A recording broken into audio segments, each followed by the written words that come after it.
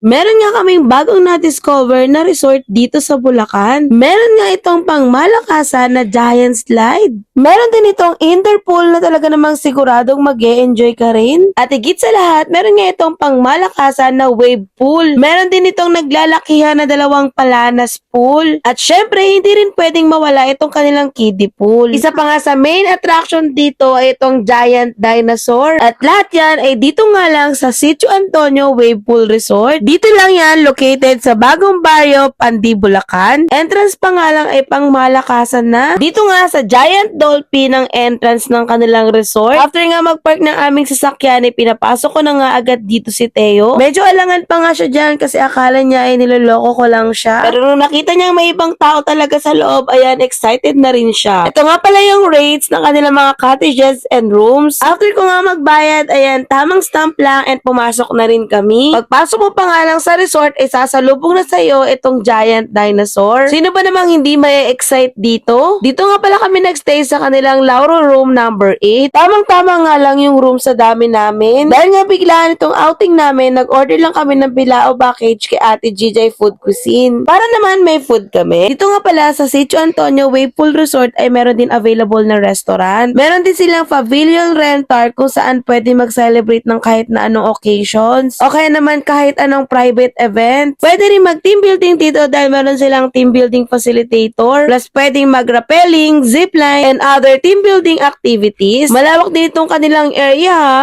Pwede nga rin maglaro dito yung mga kids. Para ka nga din nasa park dito dahil meron silang available na swing. Meron nga rin pala silang snack house dito na available din yung ibang food and drink. Marami rin silang available na cottages na iba't iba rin yung design. Depende na lang ito sa dami at gusto nyo. May mga rooms na talaga namang labas pa lang ay maganda na nga ang datingan. For as low as 200 pesos for adults at 180 naman sa kids. 160 for PWD o seniors kapag day tour ay siguradong ma-enjoy at masusulit mo na yung buong resort from 8 a.m. to 5 p.m. May iba lang yung price nila kapag night swimming at overnight. At eto nga, kitang-kita nyo naman kung gaano ka-excited yan si Theo kahit nga inuna namin itong kanilang indoor pool. Kung takot nga kayong mainitan o masunog sa init ng araw habang nag-swimming ay recommended na unahin nyo itong indoor pool dahil malamig talaga yung tubig dito. Next naman, para sigurado mag-enjoy din yung mga marunong mag-swimming ay lumipat kami dito sa may Palanas Pool. 6 feet nga pala yung taas dito kaya hindi rin ako nagtagal dito. Pagdating nga pala sa hapon ay magbubukas naman yung wave pool kaya lumipat na kami dito. Dito nga rin ay meron silang pangmalakihan na structure ng crocodile. At kahit tapos na nga yung oras ng wave pool ay dito na rin kami nagstay at nag-swimming. Talaga namang nag-enjoy kami dito dahil hindi na rin ganun karami yung tao. After namin dito sa wave pool, lumipat na kami dito sa giant slide para naman matry namin yung slide nila dito. Diyos ko naman si Theo, ayan, hindi talaga nagpaawat at gustong-gusto niya talagang mag-slide dito. Day tour pa nga rin in-stay namin dito pero talaga namang nag-enjoy kami. By the way, meron nga pala silang 15% discount kapag nag-book ka na gamit yung aking code. Siguradong hindi ka magsisisi na dito na ang next family travel destination nyo dahil sigurado mag-e-enjoy kayo rito. Kaya naman ano pang hinihintay nyo? Tawa na dito!